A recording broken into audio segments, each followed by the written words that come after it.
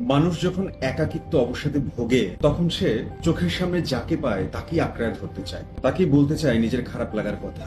আর তখনই মানুষ সব থেকে বড় ভুলটা করে ফেলে।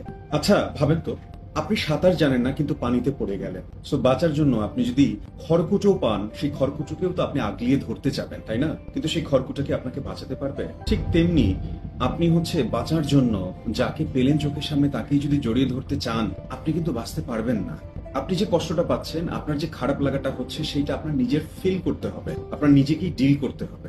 আপনি আপনার এই কষ্ট ভোলার জন্য কাউকে চাচ্ছেন, পেয়েও গেলেন, তো পাওয়ার পরে ওই মানুষটাকে এমন ভাবে আঁকড়ায় ধরবেন না, জড়ে ধরবেন না যে ওই মানুষটা শ্বাস নিতে কষ্ট হয়ে যাচ্ছে। প্রত্যেকটা মানুষেরই ইমোশন গ্রো করার ধরনটা একেবারেই ডিফারেন্ট। আগে মানুষের সাথে মেশেন, বোঝেন মানুষটা কেমন। যদি না বুঝে শুধুমাত্র নিজের কষ্ট থেকে দ্রুত বের হয়ে আসতে চান, তাহলে ওই খড়কুটোর মতো সেও আপনাকে বাঁচাতে পারবে না। এই ভুলটা করা যাবে না।